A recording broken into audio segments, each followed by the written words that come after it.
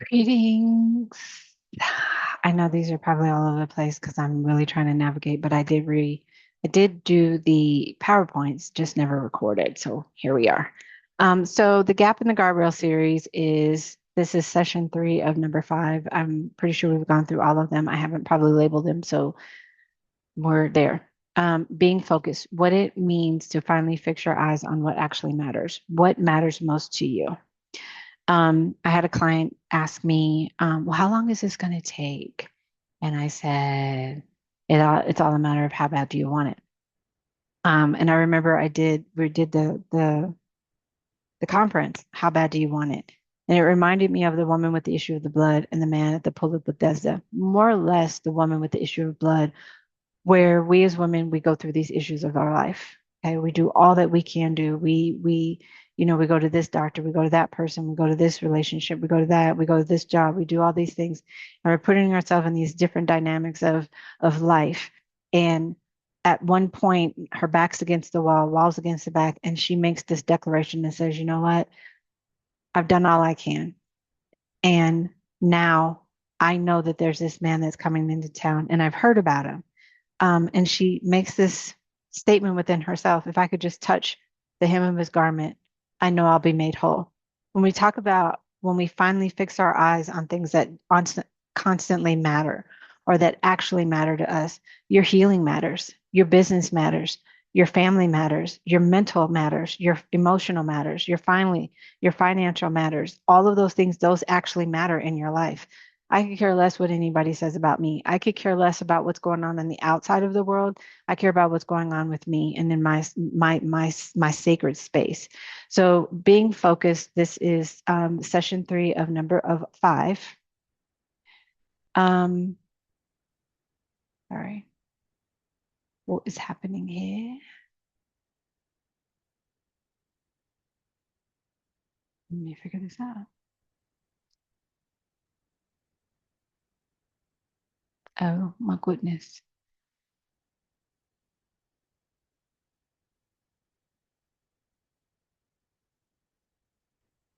All right, gotta figure this out, guys. Sorry. Here.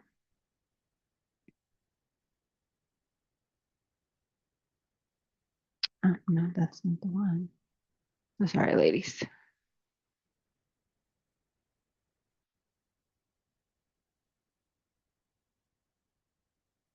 We are presenting.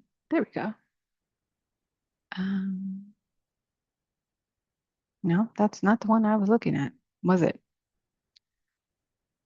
All right, let me pause. All right, we're back. All right. So the teachings are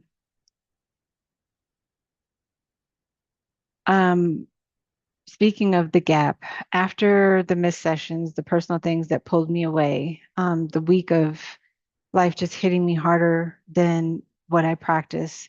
Um, I came out of the other side of it and I kept thinking, like something I didn't expect. Me being focused. In the last one I had mentioned, I wasn't focusing on business. I was just scrolling, doing other things, taking care of, doing this. My focus wasn't really on what needed to be on. And I'm wondering, why am I in this situation? Like, what's happening?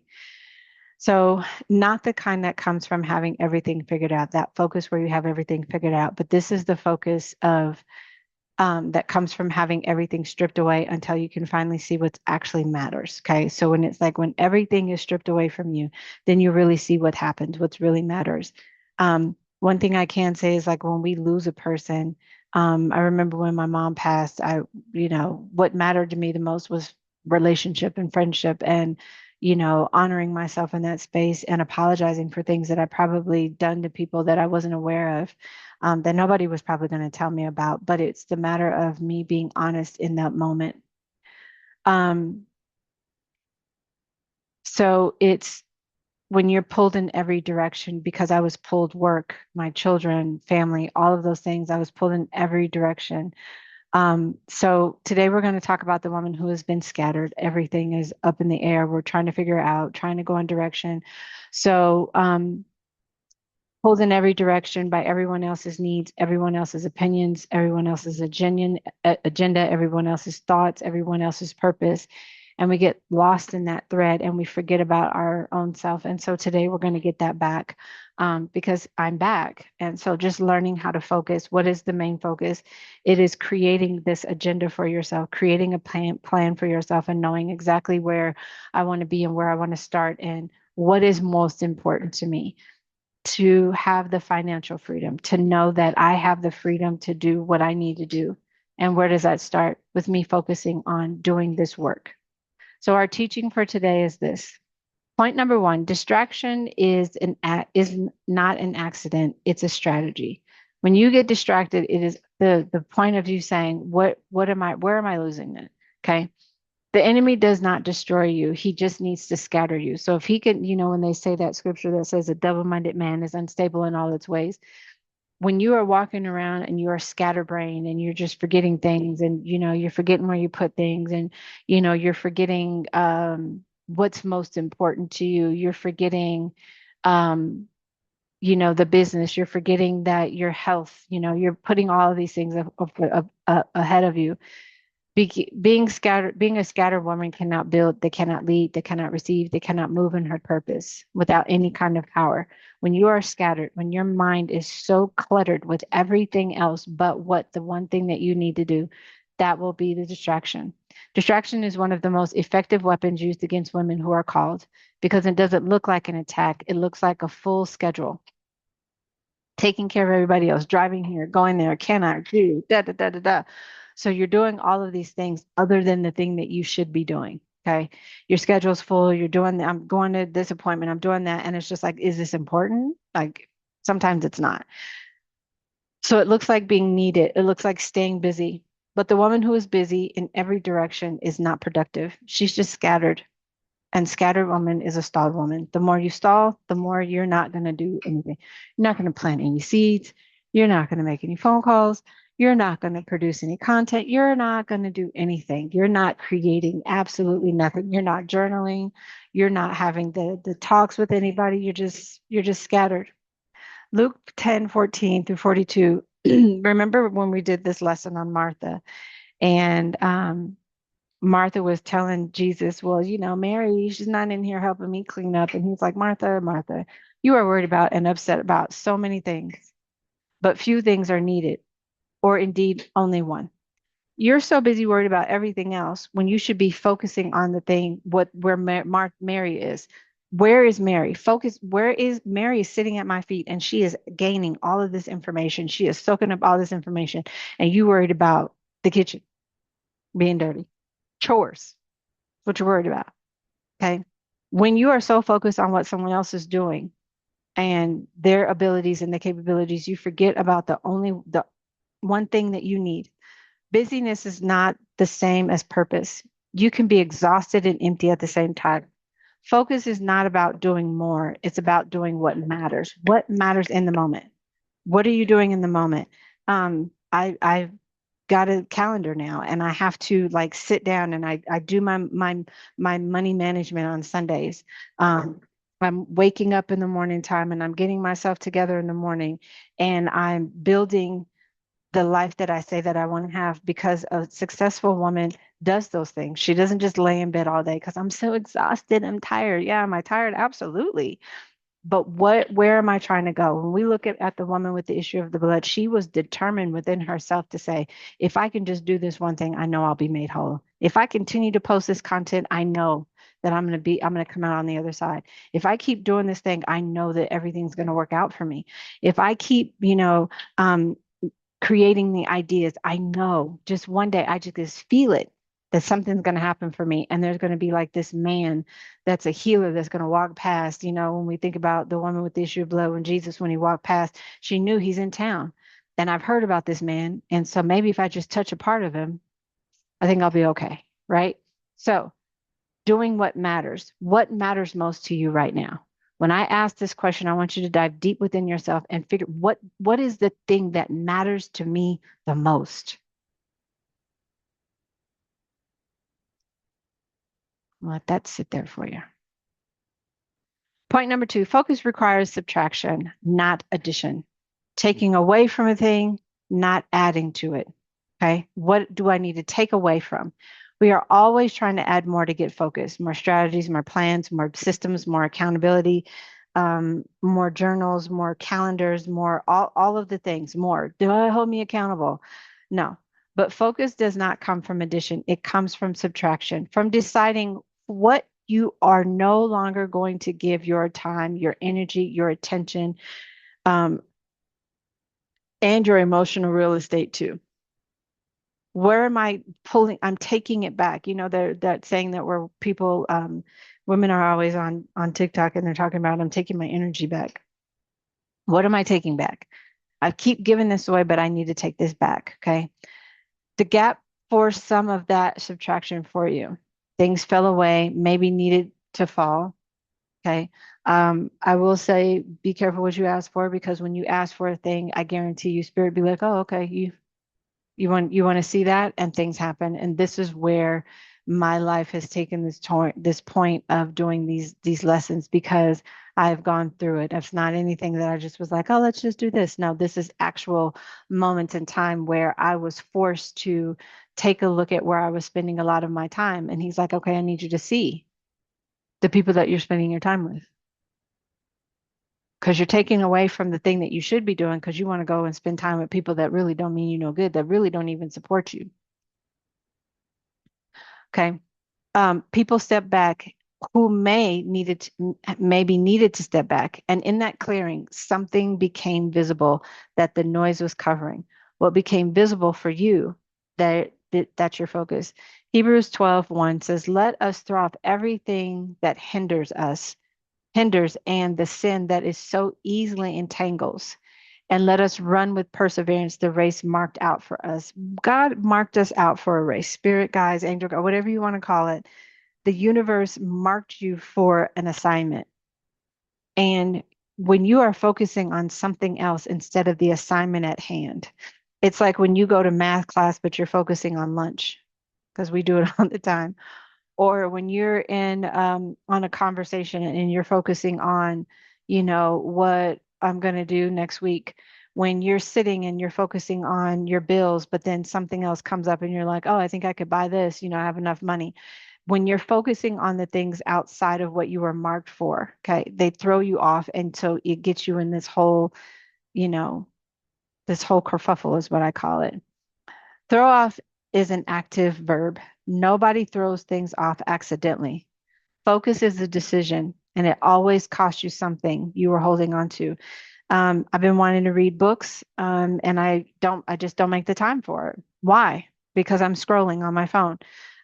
So I've removed a lot of apps from my phone because it just takes away the focus. I also downloaded an app that blocks um, those apps for a certain time frame. I usually block it during the day, but I think I'm going to start blocking it at night because as soon as I get off, I'm like right there and I'm on it when I could be doing that, when I could have recorded these probably weeks ago. So it's where's your focus? What are you holding on to? What is the thing that you are doing that it's making you more comfortable than you what is the thing that you're doing that's making you more comfortable than for you to focus on the things that you need to be doing? So taking away from social media, but adding to yourself, give me 1 hour of, writing a script for, my content. Um, Taking away from, always moving forward the kids and saying, I need to just sit and I want to relax and I want to have a nice glass of wine or I want to put my feet up and I want to do absolutely nothing. Those Saturdays when it's just like, you know what, we got things to do, we got this to do, we got this to do, and just taking the step to say no. I have, set days that I do laundry. I'm not doing laundry every day during the week. That's just not what I'm doing. I spend one day, get my laundry done, and then I could do whatever else. So it's taking away from something and it's adding to and taking away from something. So it's removing a thing rather than adding to a thing. I don't know what's happening here. I was going backwards. All right. So again, a throw off is an active verb. You don't do things just because. Okay. You don't do it just, well, I accidentally. You do it because you consciously know what you need to be doing. Point three, you cannot focus on everything. Choosing is not abandoning. Philippians 4:7 says, and the peace of God, which transcends all understanding, which means it goes above and all. Transcends means it takes over. It goes further than. I want to look up the word transcend now. I don't know why that word just came up, but I want to look up transcend. So when you understand what transcends means, transcends all understanding, it moves above everything. Pika, pika, pika. Transcends.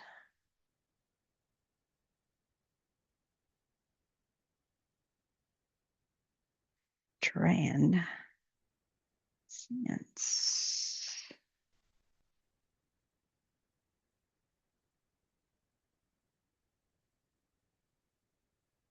Transcend is to go beyond, rise above. Oh, my sweet Jesus.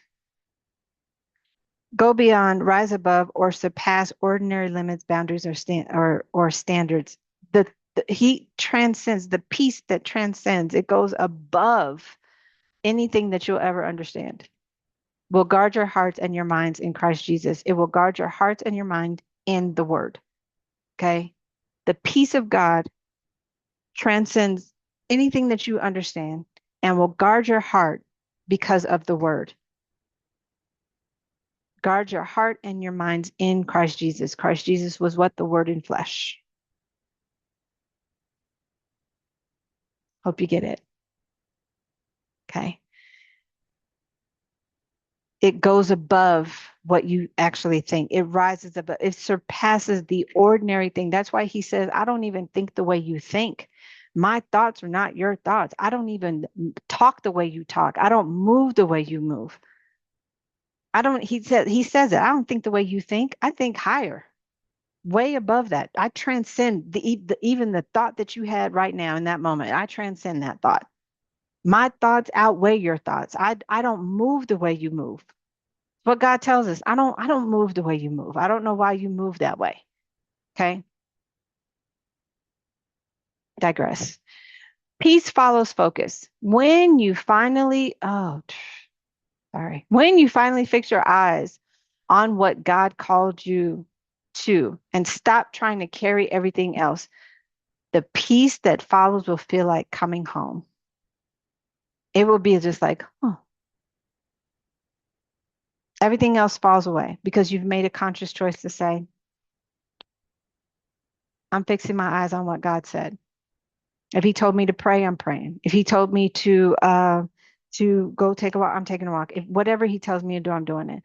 One of the biggest barriers to focus for women is guilt of choosing. If I make a choice to tell my children no, that is hard. It is difficult. It is like I'm taking their heart and I'm just ripping it out of their body when I say no to them. But I'm not saying no to them. I'm saying yes to myself. But saying that no is just, so heartbreaking. Okay. Choosing your work feels like abandoning your family. Choosing yourself is like abandoning your family. When you say, I'm going to go take a nap, I remember there were times I never took a nap. My kids are like, go take a nap. I'm just going to lay down. And I'd be like, no, I don't want to. Because then I felt like I wasn't being a good parent because I was taking a nap. Or I just wanted to rest. I felt like, oh gosh, if I go rest, then I'm not being a good mother. I'm not taking care of them because I want to go lay down. And I see it where my oldest daughter, she will go and take a nap. Her and her sisters, they nap. Whereas I'm like, oh, well, I don't want to take a nap because I feel like there's so many things that I have to be in the know of. Like I have to do it. And then as soon as I take a nap, it's like everything happens around me. It's just like, well, there's the reason why. Like shit, there's the reason why I don't take a nap. Okay. Choosing your healing feels like abandoning your responsibilities. Choosing yourself feels like selfishness. But choosing what you focus on is not abandonment. It is stewardship. You are you are given one life, one calling, one specific assignment. One. trying to focus on everything at once, because that's the reason why I went and take a nap, because I was like, okay, well, things got to be taken care of. Kids need to be watched. Oh my God, we have to have dinner. We have to have lunch. We have to have breakfast. We have to have this. What's going on? What's going on outside? All of these things. I'm trying to figure everything out. And my daughter did tell me, she's like, you trying to control everything. And I'm like, no, no, but that's the reality. Because I'm the matriarch, I feel like I have to be in the know of everything. And there's certain things that just take care of itself. They're grown. My kids are grown enough to take care of themselves. Why am I trying to babysit grown children's? Trying to know what they're doing. Where are you going? Who are you talking to? How come you're doing this? What's happening? Trying to know everything and nothing at the same time. It was diabolical, to say the least. Um, Trying to focus on everything that's not faithfulness. I think I'm being a great mom because I know what's going on. They're talking to me. Listen, I could be in my room and my daughter will say something to her son and I got to interject. And now I'm learning about, that's not my problem. It ain't got nothing to do with me. That's her son. Do what you got to do with your son. Even with the daughter, that's not my problem. That's your baby. Okay, you take care of your son and you do what you have to do. Take care of your daughter. Um, all the children's. I don't interject myself. At least I try not to interject myself to what's going on, what happened, why did I just. It's not faithfulness when you're trying to do everything and nothing at the same time. It is a failure to steward what God actually gave you. Focus on acting the act of obedience, not selfishness. When you start focusing on what he told you to do in that moment, and I have learned to shut my mouth. Conversations are happening. I am like, mm-mm. And I'll hold the thought now, whereas before I'm just quick to give it, and then I'm quick to just, give the banter with my kids. I just, what, let me hold that thought. And I'll say it out loud. Let me just hold that thought. Because that's not anything we need to say. I'm learning to do it at work as well. Usually I'm quick to give, and sometimes I just, what, it is what it is. Because me trying to be everything to everybody it's really affecting me. They know I'm going to be the one that's going to speak up. Okay, so I'm going to speak up, but then it's just like, is that damage control? Is it messing me up? And then I have to think, am I being obedient to the call at this job by me saying something to this person? So it's learning to pick and choose your battles. Okay, that's peace. When you're arguing with the person back and forth, you keep going. I'm not arguing with nobody. I've always made that vow. I'm not going to argue with you. But I literally made the declaration in November. I'm not about to argue with nobody at this age. It's not happening. I just don't have the energy. I don't have it in me to sit and argue and go back and forth over something that is so frivolous that probably don't even have my name on it. Right? That's not where I need to be focusing. I need to be focusing on how am I going to make some money so I can get these bills paid and live the life of freedom that God said I can live. What do I look like arguing over a man? Girl, you can have him and all the stuff that's going to come down the pike on him. And sis, you don't have to be my friend no more. And you can listen to everybody that's talking about me. Okay? Make your conscious decision, please. But I'm not arguing with you. I'm not going back and forth with anybody. Not about Tarina. I'm just not doing it. Point number 4, focused women are dangerous women. You are a dangerous, dangerous woman when you begin to focus on you. When you begin to focus on what you are meant to do, baby, you will be so dangerous. You'll be a diabolical individual. You will be a woman that will take over if you just continue to focus. When I was doing this lesson, I was like, okay, so what does it mean when a woman really focuses? And having the conversation with ChatGPT was like, it's a powerful woman. She's very dangerous. And they said not in a bad way. It's in a way that if you focus and you start doing, you are so dangerous. You're dangerous to the people who said you couldn't. You're dangerous to the people who you are in, not so much as in competition with, but who have the similar aspects of you. You're a dangerous individual when you start focus on saying, listen, keeping your boundaries. No means no, and I don't care what you say. I'll be the villain. Write me in, script me in there. I'll be the villain. And then you wouldn't want me to be the villain because I'm focusing on what's going to be best for me. I'm not focusing on what's best for you, coddling you, making you feel comfortable in all of the what? No, we're not doing those things. Okay. Proverbs 4, uh, 25 says, let your eyes look straight ahead. Fix your gaze directly before you. Look straight ahead. Months ago, I remember I was in, when we were in the group, I remember God had me just in this thought, and he had this, like all of this chaos that was going on around a person. And he's like in the midst of this chaos, like everything was going around. It was almost like if we think about a tornado and it's just all hell is breaking loose on the outside, but you're on the inside of this storm and you're focusing and your eyes are closed. And because you're not focusing on the storm, you are focusing on the God within you. And God is in the middle of the storm and he's watching and he's saying, listen, I'm taking care of what's going on out there. Don't worry about that. You just focus on me and let me direct you. Because when the storm is over, I got some things for you to need to do. Okay. It's not so much it's going to be some cleanup, but there's some things that you're going to need to do. I've rearranged some things. So when we think about a storm, I think people think like, oh, everything just fell apart and it's all broken and it's all torn apart. He's like, no, I'm rearranging some things. So while you're in the midst of the storm, there's things being rearranged on the outer part. And so when I get you out there, I need you to be so attuned to me that I can tell you which way to go and how to go and which person to meet while, after the storm. And this was when we were in group, I want to say probably last year, bit like December-ish, Christmas time. And I remember seeing that visual where all hell is breaking loose, but I just need you to sit in the middle of the storm and I need you to focus. I need you to have your heart fixed on your prayer, your meditation, whatever it is. I need you just to focus on that, because if you can focus on that, just know that I'm taking care of everything on the outer parts of it. Okay. So I want you to understand what becomes possible when a woman gets focused, not scattered, not pulled in every direction, not managing everyone else's life but your own. Um, and then yours sits on pause and everybody else is taking off and doing flight. Those women that are out there, and have you ever heard the woman who has given so much to her children, given so much to her husband, and life is lifed, and now she's like, I gave up everything to ensure that everybody else had. We pushed pause on our life because we had children and we thought, well, I can't go back to school. I'm not able to do A, B, C, and D. Well, it's too late. Never too late. It's just taking your hand off the pause button and say, you know what? Recording is going. We're processing. We're doing some things.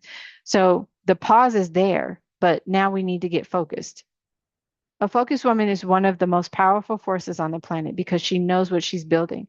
She knows why she's building it, and she's not available for anything that isn't connected to that assignment. You are not connected to what I'm doing right now. I don't even want to talk to you. We have no conversation. And God was like, okay, well, so I got to shake the tree so I can get rid of all of the people that say there's that you want to have in your tree. It was almost like what I just saw in that moment is like you are a lemon tree and you're trying to put apples on the lemon tree. And so you're just taking an apple and you're just setting it up there ever so gently, like it belongs here. And God is like, I need to shake the tree. So everything that's going on in the backdrop, I'm taking care of that. And I really want you to see the people that you say you have in your life, because what you're saying is these are not what you think they are.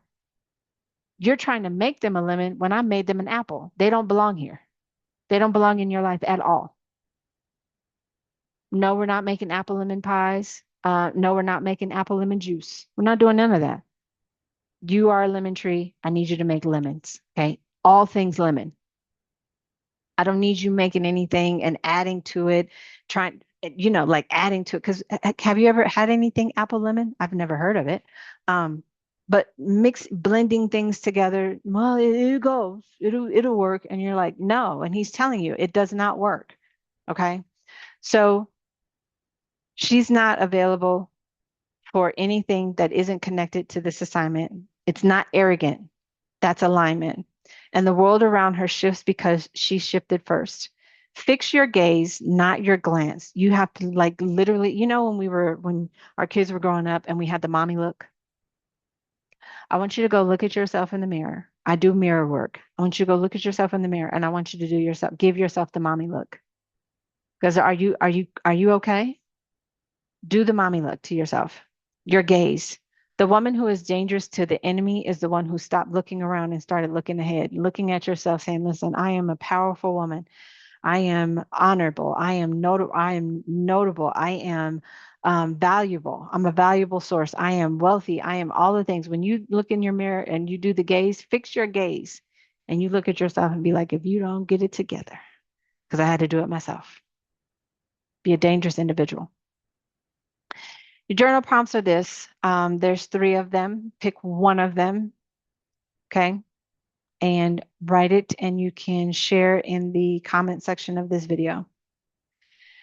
Closing charge. I am done being scattered by everything that is not my assignment. I am done giving my best energy to what deserves my least. I am done mistaking busyness for purpose. The gap cleared the noise, and in the quiet, I finally heard it. The one thing, the real thing, my thing. I fix my eyes today, not my glance, my gaze, and I do not look away. For real. Habakkuk 2 and 2 says, "Write down the revelation, make it plain on tablets, so that a herald may run with it." There's another one that says, "Write the vision, make it plain, that when you see it, you'll be able to run with it." You need to run with your vision. Take your vision, grab it, hold on to it, and move with it expeditiously. Okay. We're going to go past that. I missed all of these things. Anyway, um, I want to thank you all for watching the videos and being a part of this group, and being here and being a success, just not to the group, but to yourself. And so remember, we are going into a new schedule in September. We will continue the Wednesday groups until I want to give you the full date of what that's going to look like before my computer dies. So we'll do every Wednesday. The second, we'll have the 9th, the 16th, and then the 23rd. I might just do the 2nd, 9th, and the 16th, break for the week, and then we'll roll into the Sunday, the 27th, and that will be 10 a.m. Mountain Standard Time. I will put the link to everything in the video description, and so you'll have all that information. You'll know that in September we'll be starting the fall schedule, which will be going into that time of the Sunday morning, 10 a.m. Mountain Standard Time, my time. So, and if you are looking to have any sort of coaching, I will also put that. And if you go back to the last video, you'll see that information in the video. I want to thank you all for being present, for being not just present to this group, but present to yourself, for being here for 5 years. So 5 is the number of grace. We have gracefully went through this women's group. There may be a revision to our name. I don't know. Whatever God gives me, I will move accordingly. If there is not, we will just keep it the way it is.